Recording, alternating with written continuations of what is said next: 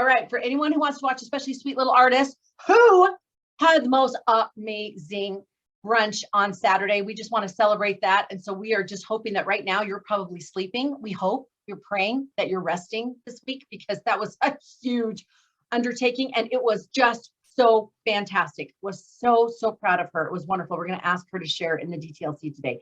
It was amazing. And the spirit was so strong. It was like a DTLC reunion. It was the best. You know how it is when you get together with all of us and the energy is so good. And I had several people who said to me, wow, there is such a feeling about you women. It was very sweet. It was very tender. I was sitting at a table that artists' old college friends were there. And one of them actually reached out to me for a discovery call yesterday. So I just want you to know you have an influence and a spirit about you that is distinct and different in positive and wonderful ways. So anybody want to share a win as I suck down my protein shake for the morning? I'll share one. I'm speaking on June 2nd to all the WIC employees, and I was feeling so stuck on what to say, because it's kind of on self-care, and I'm trying to relate things back to my message, because I gave her the title of my keynote, which is the ultimate self-care, actually accomplishing a goal for yourself. And I was really struggling how to tie that back in, but I got a pretty solid outline done yesterday. My husband just helped me like think through it straight. And then I was like, you know what? I'm just gonna do this, this, and this. And I'm like, and he's like, that sounds perfect. I felt so relieved. I actually know what I'm going. So that was a huge win to get that that outline done, because it's a lot of work to prepare a good speech and to make it well done. And so I know where I'm going now. So that was a huge win. I love that. In fact, people who started TEDx Talks said that is the number one thing, is to have the content, the journey that you want to take them on.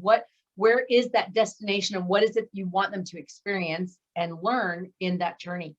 So I'm just curious, had you had your Keystone keynote before, or are you really creating your Keystone keynote? Or was this sort of like pulling from the keynote and adapting it to this audience, and that's why you had to come up with some new ways of doing that?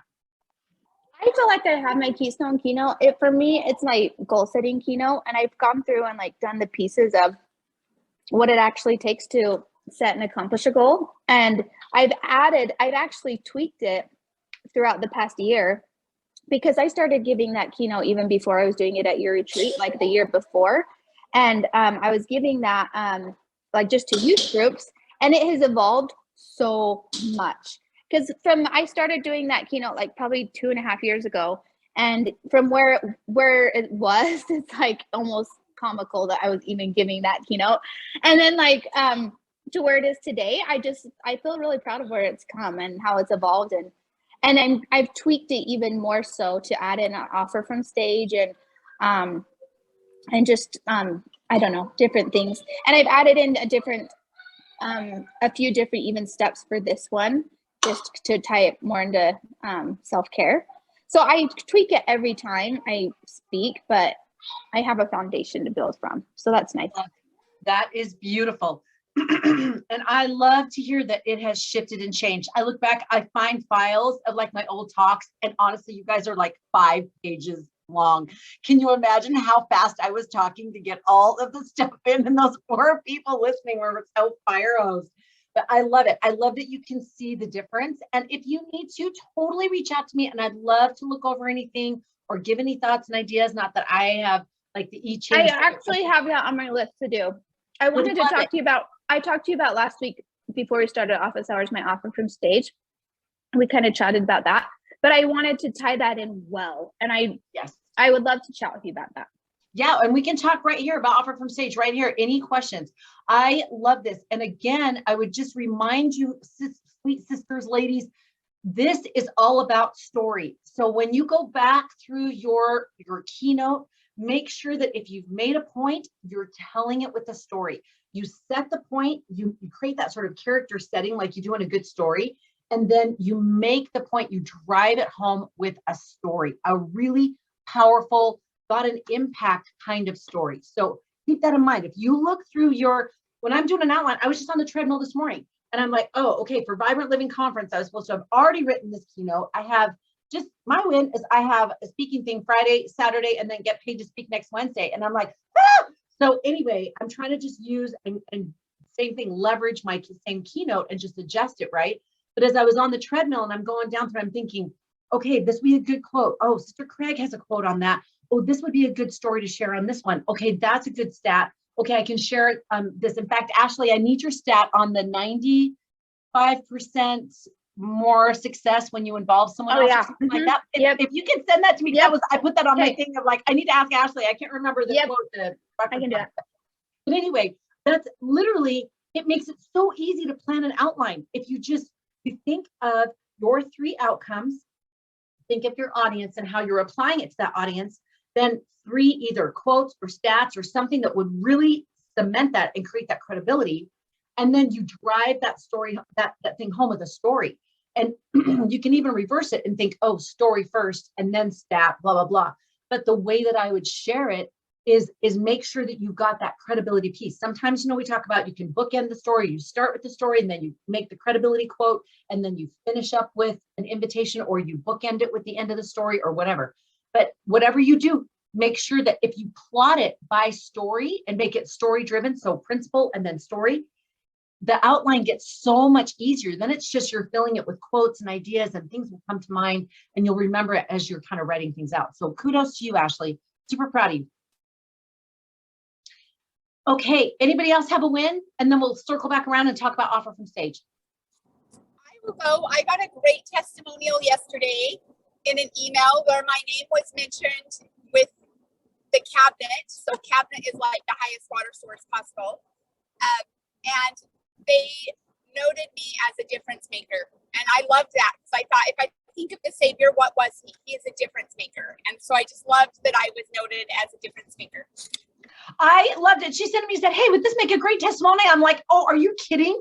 And I didn't know, but your audience is going to know that the cabinet is the highest water source. So that is just what we're looking for. So, so good. And again, I would invite you, reach out to that highest water source for any testimonials for your one sheet. That is just so good. Or your website or your landing page. So good. Love that win. That's a beautiful win. Wendy, did you have a win? Anything? I'm trying to think. So awful. I've been swamped with so much counseling. I can't even think of speaking stuff. You're speaking every day and you're keeping us all sane. So yeah, well, that's a full-time gig. I do have to say that one thing I've realized is I use a ton of stories with counseling. I use a lot because it illustrates points really well. And so I think I'm getting better at storytelling, which I think is really critical. And at the retreat, I pulled in a lot of stories that I typically use. So I'm getting there. We're working on those stories. So. I love that. And again, I encourage you to make a story book or a story document. And don't even worry about making it too amazing right now, because if I have to put too much structure sometimes, and I just don't start it. But if you just want to start brainstorming, just pull up a document and just start story dump, whatever you want to call it. But just start dumping those stories. And then you can go back in a quiet moment or whatever, and you can put a category to it and start putting it in those categories that you're like, oh, that fits X, Y, and Z. Because you're right.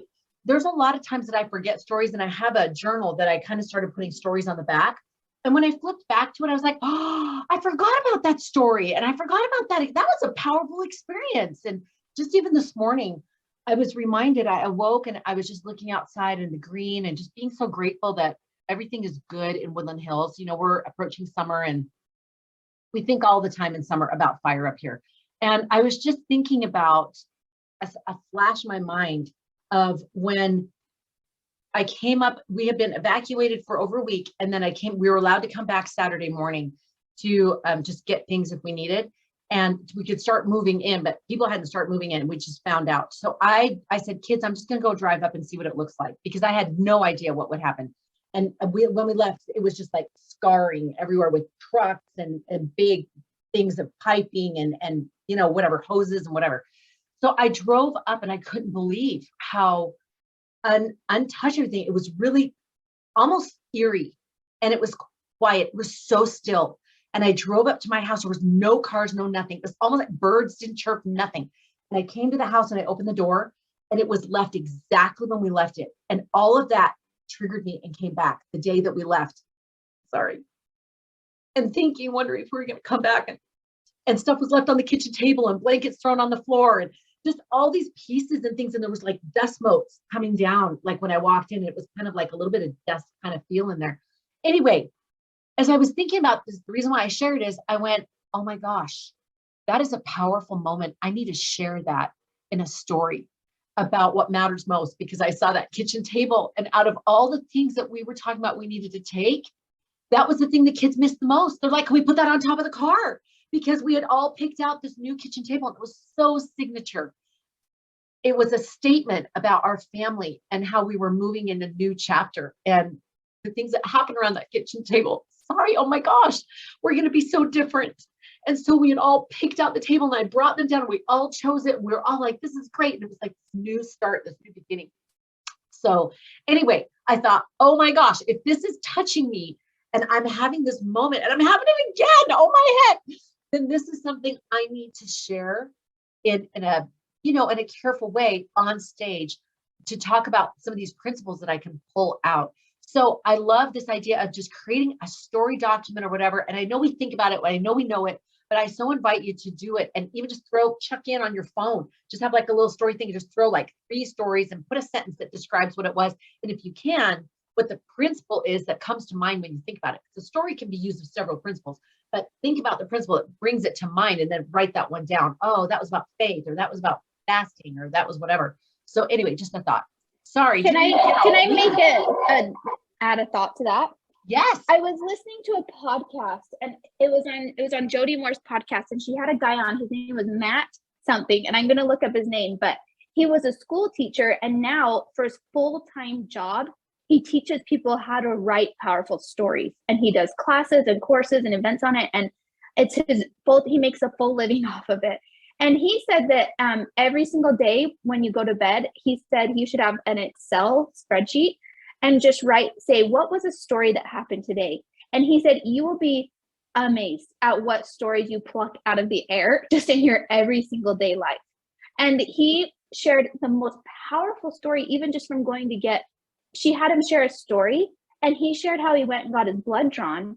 And he took us right to where he was. I can still picture him going into this brick building down this long hall. The details he painted, I was right there with him, and he was absolutely terrified. And he talked about how scared he was, and how the nurse that was taking care of him just was so kind and so gentle. And he said, so the next time I work with someone who says, when I teacher, I can't do this because I'm scared, he remembers this nurse and how she treated him or whatever. So he's like, there's stories in our everyday life, that we can find. And I don't know. I just feel like it doesn't have to be like a big happening. It can be, we can find stuff every day that we can use, Oh, absolutely. Absolutely. In fact, on Sunday, there was, hi, Councilman. I'm sorry. The joke is real, right? How Councilman stories are not usually riveting. But this man, we were hanging on his every word. He was like 65, and he was talking about this experience when he was young and how he was taking care of cows, and he got on the school bus and he realized he still had his school boots on, his cow boots on. And anyway, the detail and the pacing, and it was all intuitive. You could tell it was just him, the way he told the story. And we were all like, I found myself leaning forward and it wasn't this huge Shazam-y story. It was about the love of his mother and how she saw him and knew that, he needed to have his boots changed out and not just go wash it off in the thing or whatever, and how she saw him and knew what it meant to him. And anyway, I still remember it. It was like, so it doesn't have to be some evacuation for fire. It can be but it's a paradigm shift. And I think that's a key. We live and we share in story. And it's when something shifts, an awareness, a paradigm, when you see something differently or feel something differently, that's the stories that capture, because people then you can help them take that journey and feel the feel of the shift that you felt. And that is the goal of a good story. So anyway, something to consider. Love that. That is all so good. These are great wins, you guys, great wins. Okay, any questions right out of the gate that you're like, I don't know about X, Y, and Z? And then we will jump to the service offer.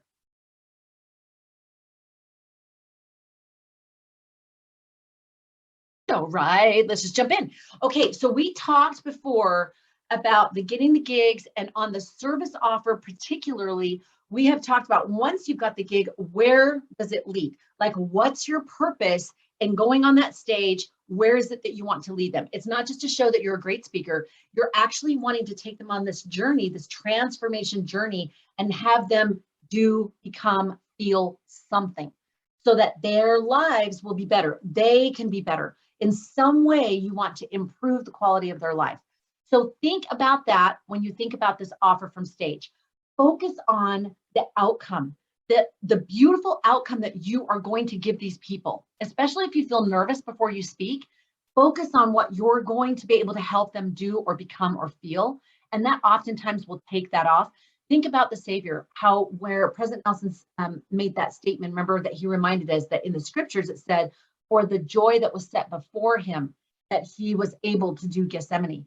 So think about that, focus on that outcome. And then in the actual doing of your speech, make sure that that offer, that it fits, it's aligned. Like you have built in your presentation, you have built the need for people to say, I want this, like salivate for it, like they can't wait for it. I was just reading this morning about this one, what's her name? Christina Franks. She became The Apprentice. Anyway, she was on stage after she became The Apprentice.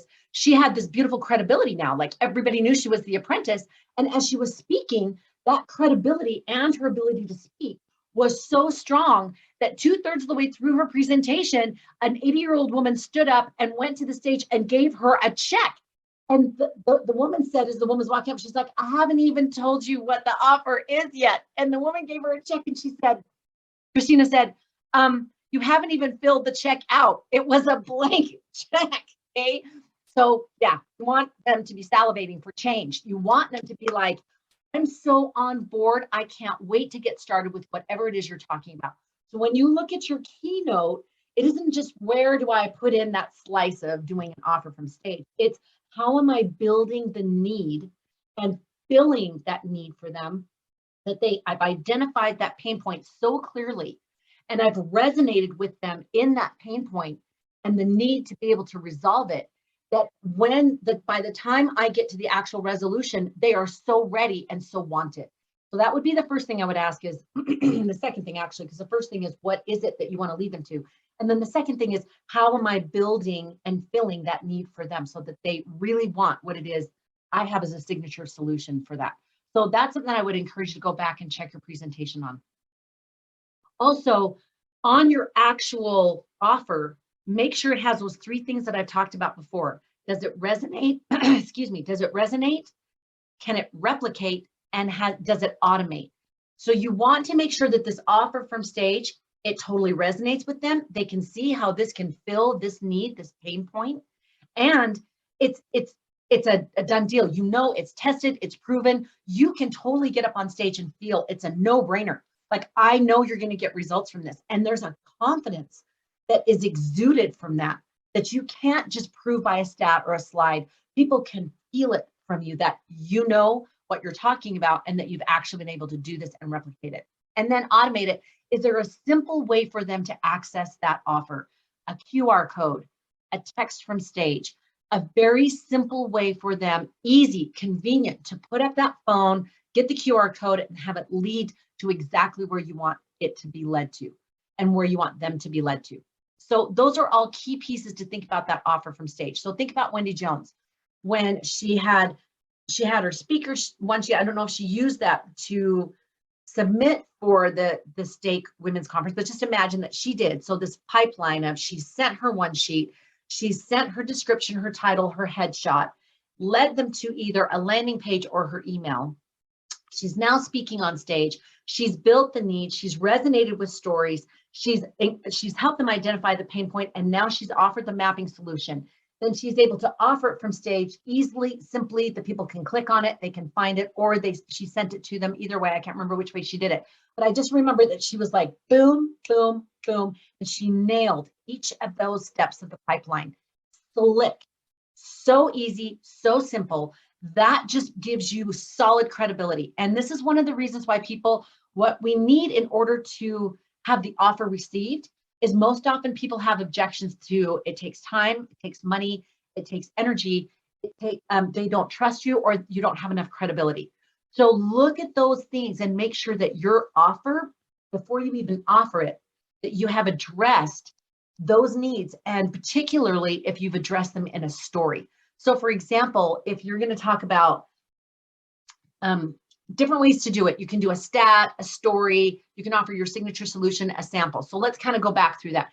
It building up towards that, say you were going to do a story and it was going to kind of help them alleviate that worry about money. Well, then Amanda would use her $68 story, right? I had $68 in my pocket. That's a beautiful story of faith and focus, of being able to say, I know that I'm supposed to do this. I can feel it in my soul. I feel the rumble. I have the knowledge. And the reality is I have $68 in my pocket, but this is what I did. I took the face step and this is what happened. Someone sitting in the audience is going to feel that and go, I feel the rumble. I know this is what I should do. I'm an educator that's reading her proposal, but she will be able to say, or listening to her on stage, but as she shares this kind of a faith step of what it would be like to take that faith step and what happened with it, that person who's feeling that rumble and having that same experience will go, but it turned out good. Now, if you read Dan Clark's book, Story Selling, he talks about all the different chemicals that happen in your mind and body when you are listening to a story and when it resonates. There's the dopamine and epinephrine, and there's all this, the serotonin. There's all these different hormones that are released depending on the story. Is it more about saving someone's life, or is it more about making a huge transformation?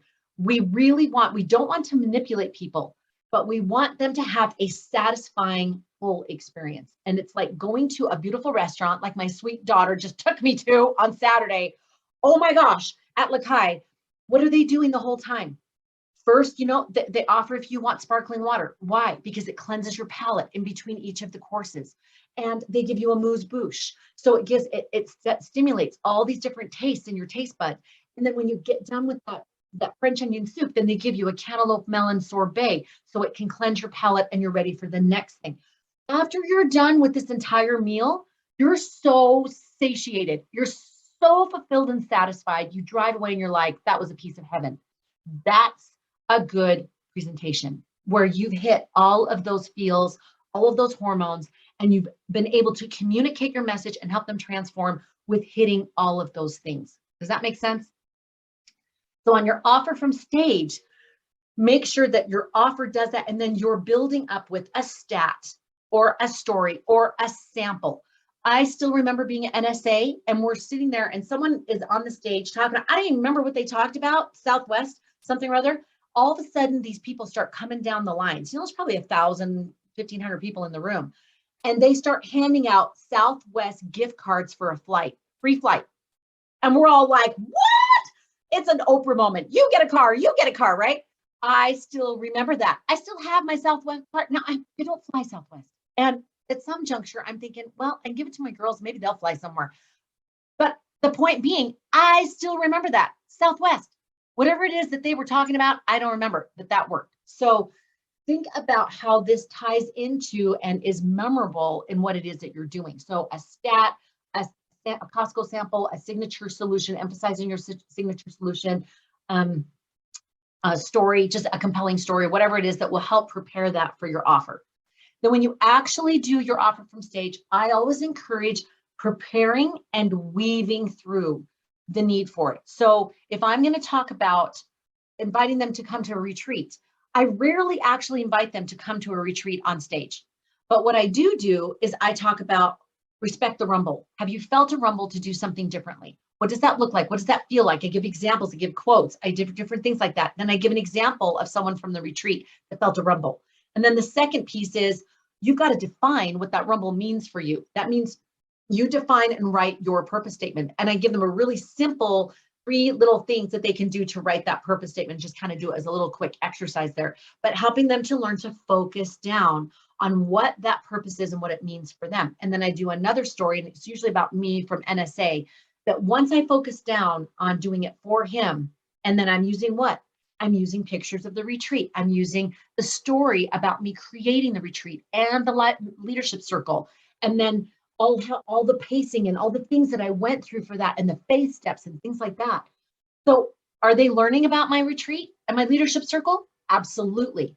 In a soft story sharing way that makes sense, because I'm helping them learn how they can take the base step to do their purpose. And I'm showing my example, which is actually telling about retreat and leadership circle. So by the time that I get to the third step, and I'm talking about, you need to connect with the right who, you need to have the right people. And it's like-minded women who want to support you in your fulfilling your purpose, because we're all going to hit those crossroads and we need that support to keep going and up leveling. And then I'm going to share another experience about someone in the retreat, maybe a Wendy Jones, and how she started out curled up in a fetal position on the couch, and then show a picture of her retreat and say she just finished her 4th retreat, right? And then bookending at the end, I'll probably do something like, you know, it's been a journey, but I'm so glad I respected the rumble, and go over your points, respected the rumble, and defined my purpose statement with more focus, and connected with like-minded women, and created a space for them. Now we're approaching our 8th retreat in just over a year, and blah, blah, blah, blah, blah. And using the credibility pieces to say it's successful, it's replicating, you can trust this process, blah, blah, blah. And then at the end, I just put up my slide. And then if I have something that I do want to offer, I can say, like on Saturday, what I'll say is, I would love, when I'm talking about that thing at the retreat, you know, like that third point at that 2/3, almost 3/4 mark, I'll say, if you want to know more about the women at the retreat and what they've experienced, and also about our retreat, you're welcome to go over to our booth, just over in the booth line right there in the back of the auditorium. And then I go on. I just leave the picture up, and then I go on and I say, as I've mentioned, and that's my bookend story. Now I'm glad I respected the rumble. I did blah, blah, blah, blah, blah. And now I'm here, and I am living the life that I know that God wants me to live. It's got its stresses, it's got its joys, it's got all the things, but I know every day what I'm doing is meaningful. It's purposeful. And that fills my soul. And then I wrap up with my last slide of my information of who I am, and that they can reach me at my, ConnieSokol.com. And nothing too crazy, nothing too crazy. So that just gives you an idea of kind of how you can weave and prepare them with your stories about your origin story that will naturally lead them to probably your offer from stage. Now, if you want to be more specific, I encourage you to do a free offer first. So when I'm doing the Find Your Purpose statement and Define Your Purpose, I'm giving them the free Find Your Purpose challenge. It's just the 5 little videos and the little packet that we give everybody, and I'm sending them to them. And usually what I do now is I just have Lamira put it on my website. At the very top corner, there's a spotlight, and we made sure that it was very easy, user-friendly to just plop in things, take it out, plop in a new one. So I just have them go to ConnieSokol.com, and just on the top, on the spotlight, they can just get it right there. And then I talk and share a story so that if they want to go on their phone right there, they can just click on there and they can download it right there. I've also done a text. If you want to text this number, it'll come to your thing right away. And that's another one I love. It's just that Slick Text, I think I mentioned they changed their thing, and it used to be just 5 digits, and now it's a 1-800 number that people actually have to remember or take a picture of. It's just kind of annoying. But anyway, there's lots of different text services, but you can do a text from stage, or you can just do a QR code, just pop that QR code and they can just go like that with their phone, and it just comes right up on their phone. But be prepared. If you put something like that up, have a story you want to share, because you're just going to see a lot of phones that will go like this, and they don't want to feel like they're missing a principle, but they can kind of listen and stay with you on a story. So just have a story in hand when you put that QR code up, so you don't don't put it up and then quick move to the next slide.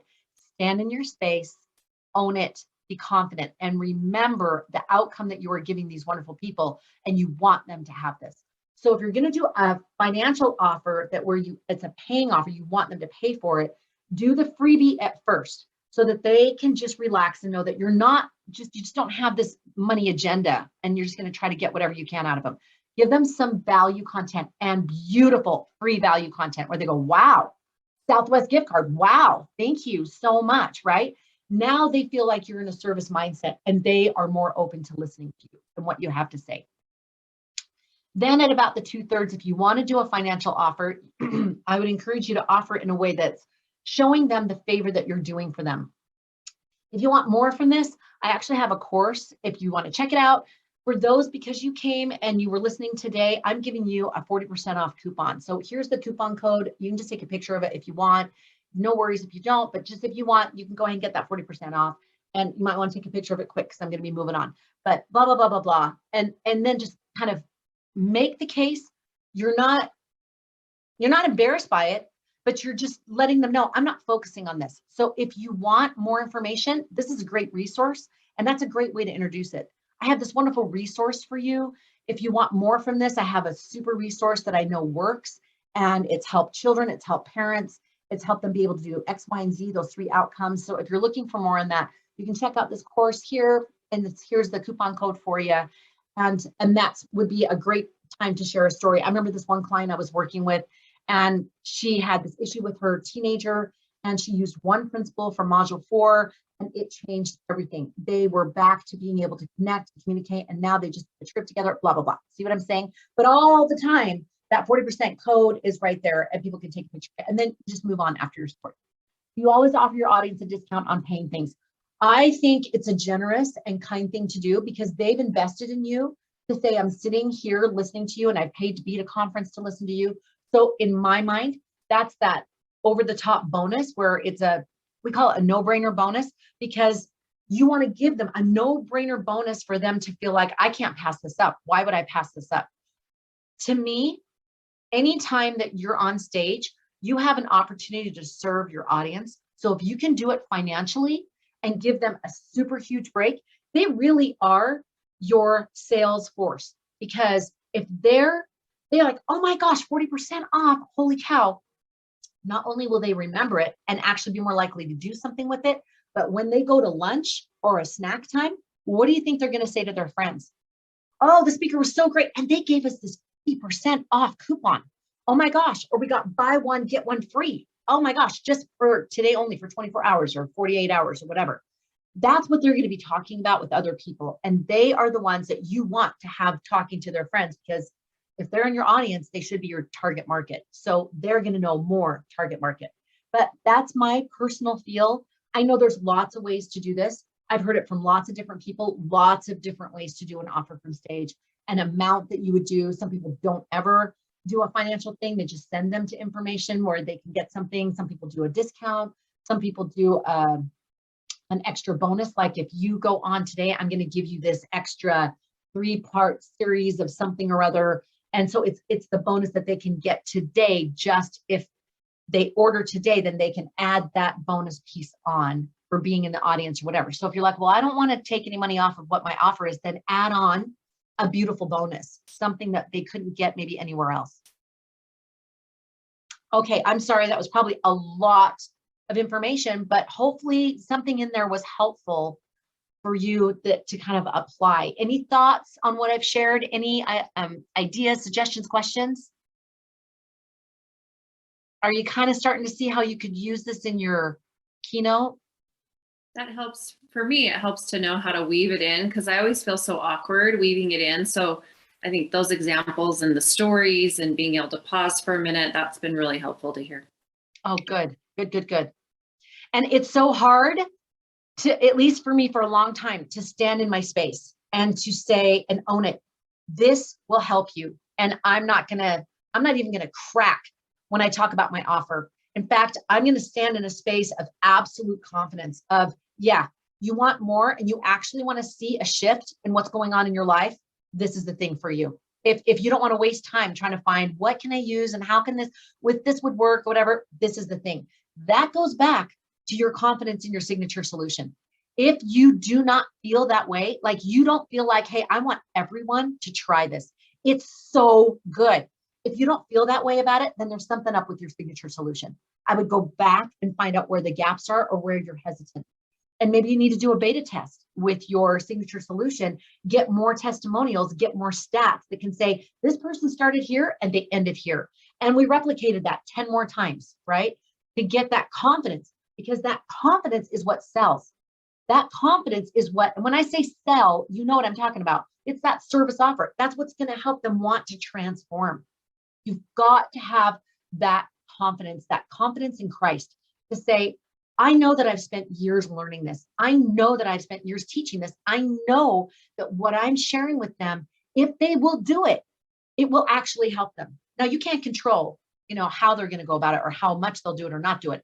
But you can say this offering, I know is good. It's solid. Do you typically, sorry, one more question. No, feel free. Do you typically, because I'm thinking, I have retreats, I'm going to do my retreat in September. So when I'm speaking, I would definitely want to lead them to that. But I'm hoping to get like my ebook or, the booklet done and hoping to get an online workbook also created.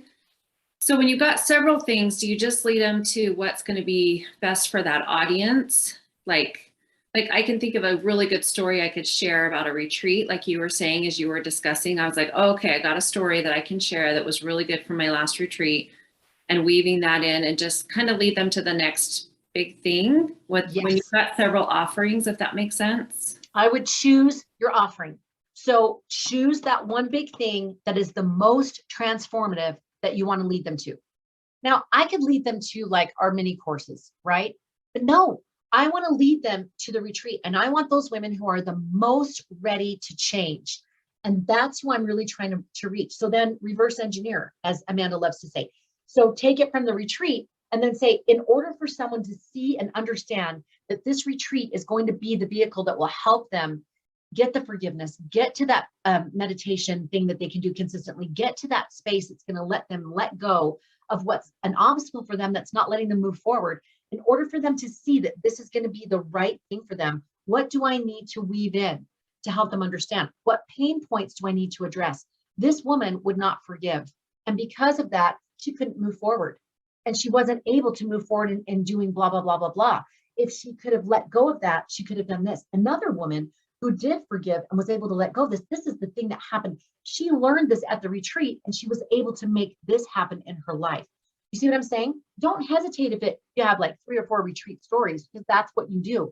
You don't want to be ad nauseum, but different aspects of the retreat. This is what she learned when I was coaching her at a retreat. This is what happened when she set aside time to come to a retreat.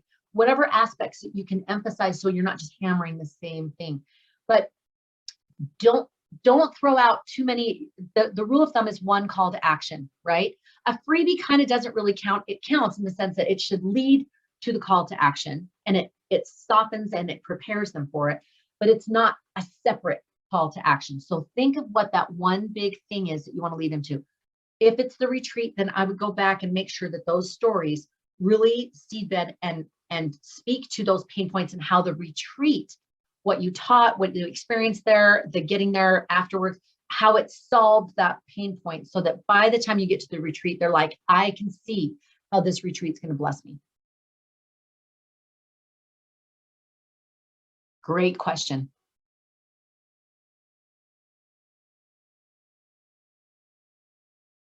Any other questions?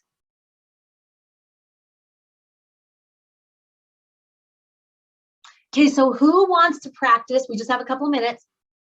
Who wants to practice saying their offer from stage?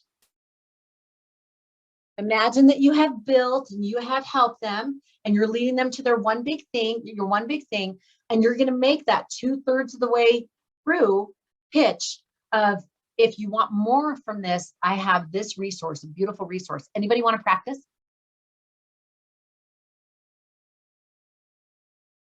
Oh, come on. Who feels brave? Ashley?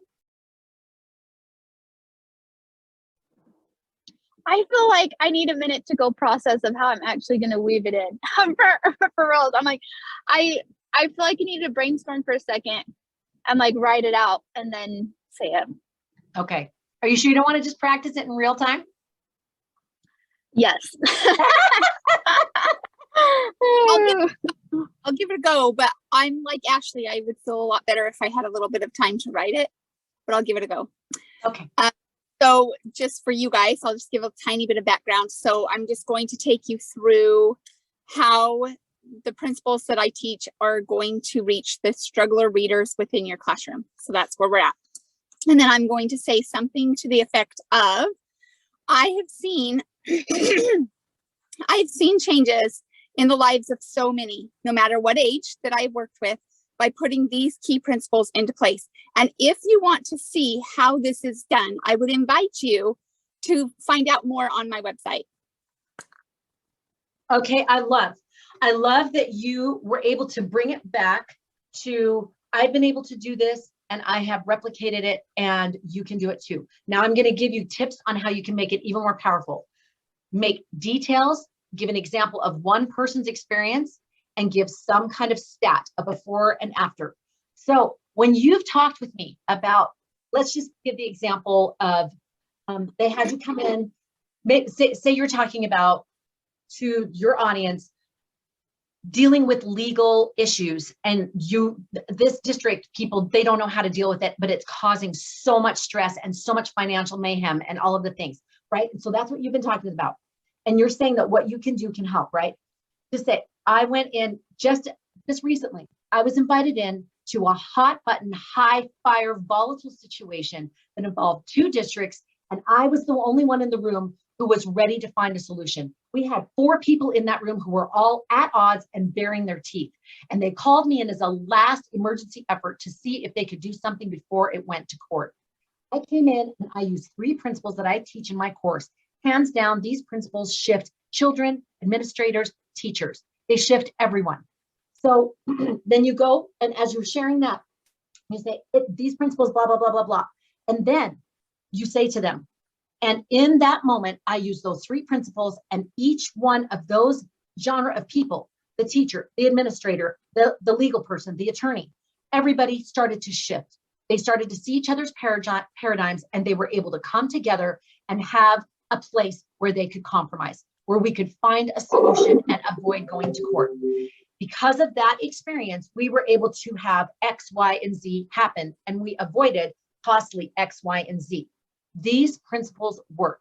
If you want to know how to make that happen in your district. Oh, and then I was invited then afterwards to deal with 2 other high volatile situations. And I was able to have the same results in those same things. If you want to know those key principles, I have them in a course outline, and you can learn them at any time, and you can share them with your group. And I'm happy to come and teach them for you as well. But I know, and then that's where you put up your thing. But I know, and I have seen, and I have experienced the difference when you use just 3 key principles. It can save you hundreds of thousands of dollars and hours of administrative time involved in solving a problem. Do you see what I'm saying? Now you've given the specific thing, you've given the credibility of, I was able to change the situation, and they invited me because I am the difference maker. And you're doing it without saying I'm the difference maker. You're saying because of my skill set, I was able to do X, Y, and Z. But guess what? You can learn the skill set too, and you can save that kind of money, and you can save your district. So check out what I have, and you're welcome to check that out. Does that help at all? So details, specifics, before and after. People love to see the difference. You're a difference maker, so show the difference. You do that all the time in what you do, Amanda. How they started, how they ended up. You taught them the things in the middle, make it happen. People are like, give me that thing. What is that formula? What is that thing? What is that learning? Anything else? Great job. Thank you for being so brave. That is so hard because it's always like, okay, I'm going to put something out there, and then I know you're going to give me tips and thoughts. All right, is there any other questions? We'll go ahead and wrap up a little early, but if there's any other questions or concerns, any help that you need with your one sheet, anything at all, we want to wrap these things up so we can get you guys certified. And these were the 3 things. It was get the gigs, to start a document for your CRM, and then your service offer from Stage and your speaker one sheet. Those were the things that were, those are the biggest concerns and the gaps that people had before they could certify. So I don't know about your goal, but my goal is to help you to certify by the last week of May so that we can, I think is that next week or the week after? I can't even, the days, oh my gosh, I don't know about you guys, but the days are like, so the 25th is when we want to have, so next week should be the final. If you have any other thoughts or questions or things like that, I'm going to have a couple things I'm going to ask you to do next week, just as kind of that wrap up. But then we're going to have our graduation and next step on the 25th. So I would love any help you need, you let me know so that you can check off all those boxes and go, I am good. I know how to speak. I know how to give my keynote. I know how to make a service offer from Stage. I know how to do these things, and I am solid. Sound good? You guys are the best. All right. I will see you in just a little bit for DTLC. I love you, ladies. Thanks, Connie. That was helpful. Thank you. I'm so glad. Bye, you guys.